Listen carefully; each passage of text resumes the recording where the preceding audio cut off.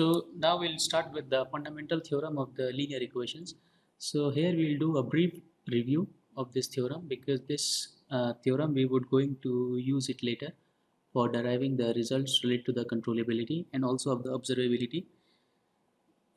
In this controllability week, we would also use some of the tools we had discussed in the last week related to the quadratic forms and the norms as well. Okay, so for given a m cross n matrix W, we define two. First of all, we will define two subspaces. One is called the range subspace, and the second is called the null subspace. So the range or image is the set of vectors y for which y is equal to wx has a solution x in an n-dimensional space. That is to say, the image. So we would represent whenever we are talking about the image of any matrix by this symbol. Image of W is defined as the set containing all the y's in the m-dimensional space such that there exists x into the n-dimensional space following this linear equation y is equal to wx. Now the image of W is a linear subspace of Rm, so this is straightforwardly clear, and its dimension is called the rank of the matrix W. Okay. So another point here to remember is that you can also write the rank of the matrix W is equal to the number of linearly independent columns of the matrix W, which is also equal to the number of linearly independent rows of W. Say for example, because we already know that the matrix is of m cross n, so the rank of the matrix W is basically, first of all, the minimum of either m or n. Okay, or maybe it could be lesser than the m and n if the matrix is not full rank. Another space is called the null space, or the kernel is the set. We use this symbol kernel of this matrix W. Kernel of W contains all those vector x which satisfies this equation, that is multiplying that vector with the given matrix W, it yields a zero vector. Okay, so the kernel of W is also a linear subspace of an n-dimensional space, and its dimension is called the nullity of the matrix W. So if we are talking about the dimension of the image of the matrix, it is called the rank, and the dimension of the kernel of the matrix is called the nullity. So after introducing these two subspaces, we are now in a state to state the fundamental theorem of linear equations, which is given by here, that for every m cross n matrix W, the dimension of the kernel of the matrix W plus the dimension of the image of the matrix W is equal to the number of columns of this matrix W. Right? So dimension of the kernel of W we have defined as the nullity. So you can write this in this way also, and the dimension of the image we have defined it by the rank. So the nullity plus rank should be equal to the number of columns of the matrix W. So there also exists a simple relationship between the kernel and image subspaces, but before that we will introduce one definition of the orthogonal complement of a linear subspace V, which is defined by a perpendicular sign on the subscript of the space V. So it contains all vectors that are orthogonal to every vector in V. That is, so if we have this, we define this V perpendicular is equal to all those x such that the multiplication of all those z belonging to the subspace V multiplied with the transpose of the vector x yields 0. Okay, so this would be a scalar quantity, right? So we have the next result, which says the range versus null space. For every m cross n matrix W, the image of the matrix W can also be represented as the orthogonal complement of the kernel of the transpose of that matrix, and vice versa, that kernel of W is equal to the orthogonal complement of the image of the transpose of that matrix. Okay, so these two results are pretty much standard results, which you can see in the book of Strang, Linear Algebra and its application. We won't be carrying the proofs of these two fundamental theorems, but we will be using this to derive the results regarding to the controllability and observability. Next, we see the reachability and controllability Gramians. So as the name suggests, the Gramians allow one to compute the aforesaid subspaces. So now we are pretty much clear about that what are the different two subspaces for studying the controllability and reachability. Now we want to compute those subspaces. So to compute directly those subspaces, we will introduce these Gramians. In fact, in the example what we had considered previously, we saw a bit of glimpse of computing that subspace, particularly for the parallel interconnection of the systems. But now we will uniformly define that how you can use the Gramians to actually compute those subspaces. So given two times t1 which is greater than t0 or greater than equal to 0, the reachability and controllability Gramians of the system of the pair AB of continuous linear time varying system are defined by, so we use this symbol WR reachability Gramian and WC controllability Gramian. So WR T0 comma T1 is defined by this integral T0 to T1 phi, which is the state transition matrix. B is the input distribution matrix and their transposes. Okay, similarly WC is state transition matrix with T0. So we already had seen the slight difference between the reachability and controllability subspaces when we had specifically seen that there's merely a change of T1 and T0 by computing the reachability and controllability subspaces. So there are two properties associated with it, that both Gramians are symmetric and positive semi-definite. So note this point, positive semi-definite at this moment, because we will define one key result later on with respect to linear time varying systems. Okay, so this WR and WC would be the square matrix or dimension n cross n. Now it is straightforward to see that if I denote this complete thing by a matrix gamma, big gamma, so this part is nothing but gamma transpose, the transpose of the gamma. So similarly goes for the controllability Gramian. Now if I take the transpose of this matrix WR, it again I would going to have the integral of gamma into gamma transpose. So this matrix is symmetric. Now since this would, if we talk about if gamma being the scalar, then basically it would be the square. So it can never go to, or it would definitely be a non-negative number or a matrix. So that's why we have defined positive semi-definite. Okay, because either it would be positive or 0. Now before stating the results, let's recall the three important terminology we have introduced so far. This is the reachability subspace given by the set x1, for which there exists a u such that x1 is given by this one. Okay, we have also defined the reachability Gramian by this equation and the image of any matrix W by this set.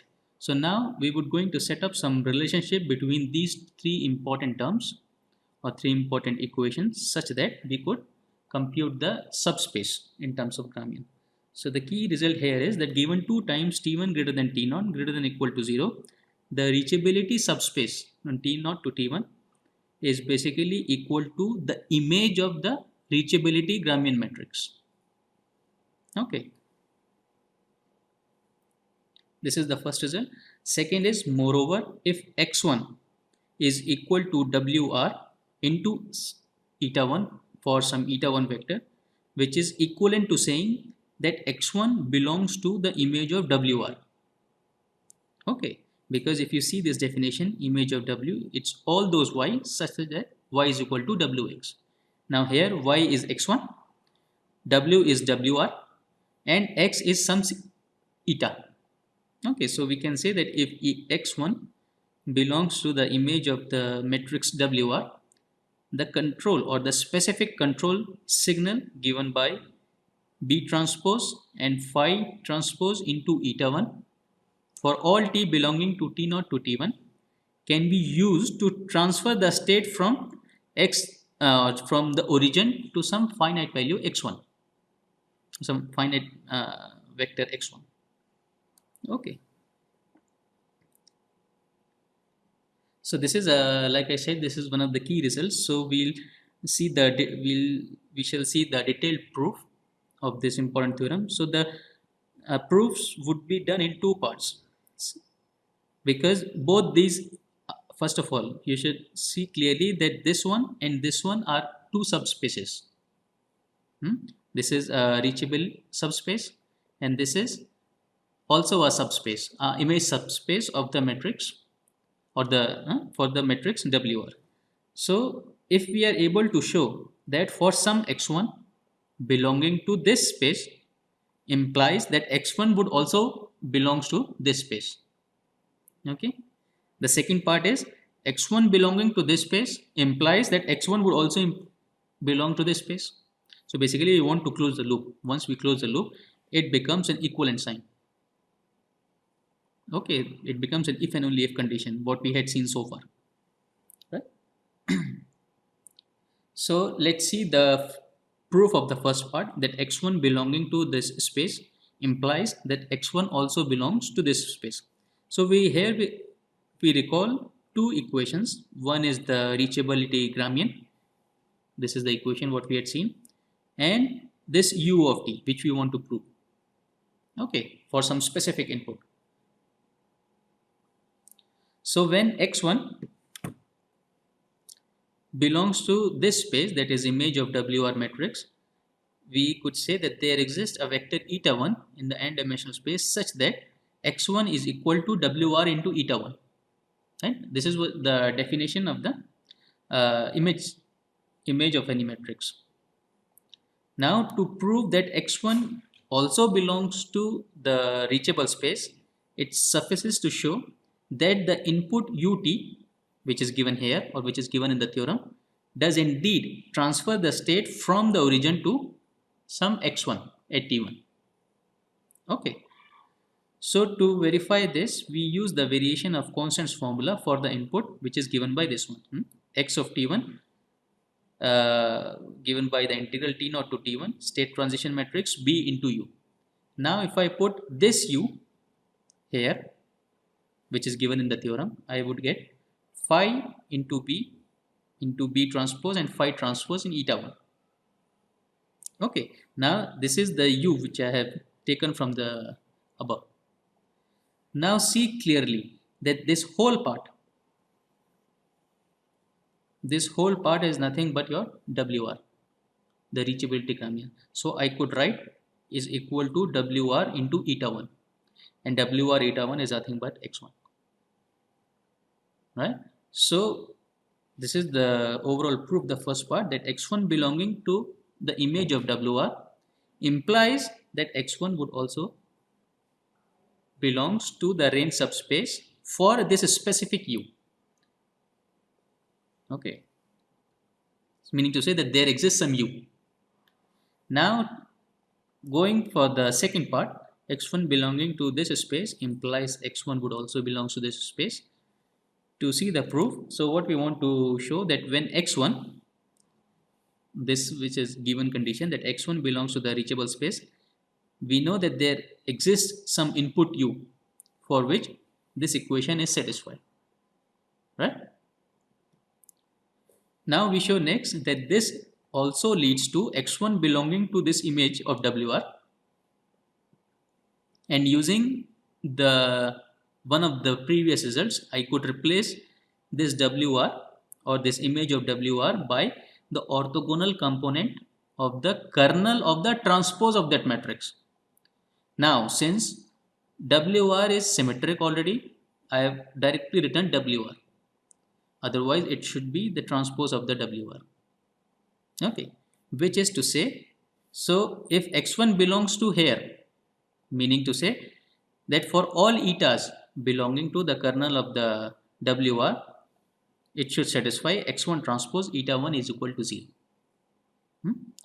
We have directly borrowed this from the given definition and the fundamental results of the relationship between the kernel and the image. Okay, so now given this, we need to prove this, and proving this is equivalent to showing that there exists, or this equation is being satisfied for all etas belonging to the kernel of WR.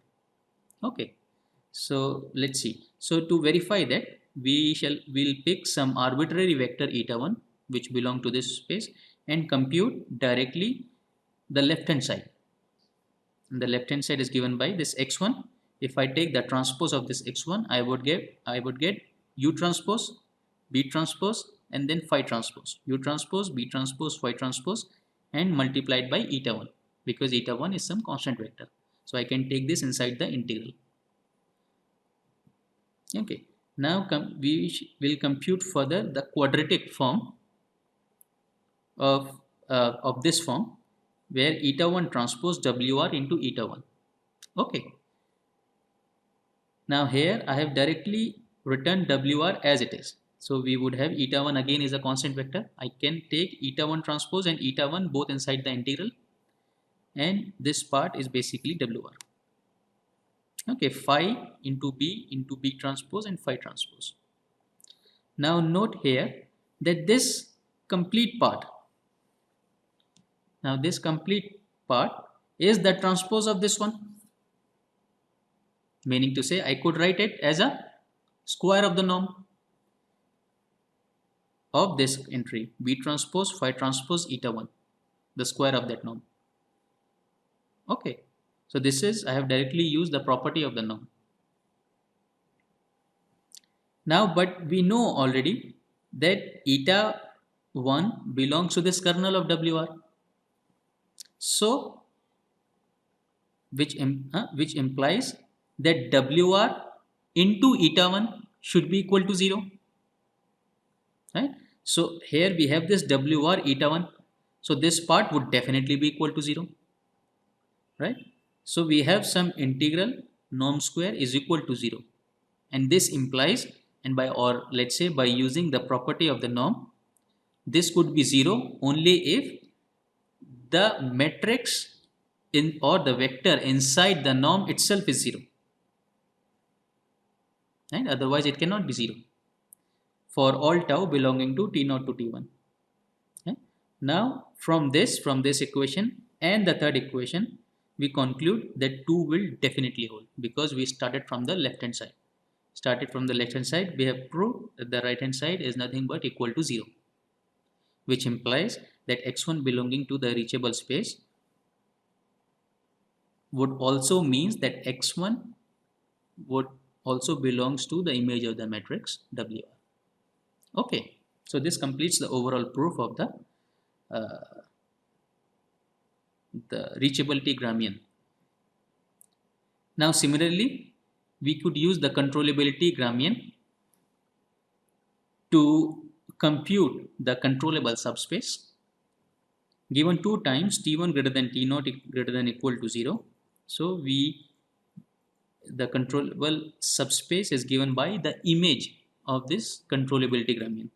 Moreover, if x0 is given by this one, which is equivalent to saying that x0 belonging to the image of the matrix WC, the control, this specific control,